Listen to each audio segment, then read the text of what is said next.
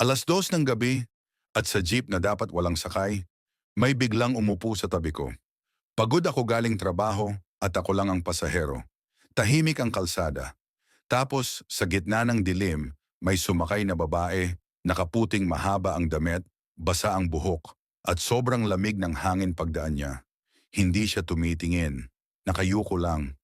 Pero ramdam ko, nakatitig siya sa akin kahit hindi gumagalaw ang ulo niya. Tinanong ko, "San po kayo bababa?" Walang sagot. Si Manong driver, kinakausap ko rin para hindi kabahan. Sabi ko, "Manong, may bagong sakay ka po." Napalingon siya sa salamin at bigla siyang pumreno. Bulong niya, "Anak, wala akong pinasakay." Nanigas ako. Dahan-dahan akong tumingin sa kanan ko.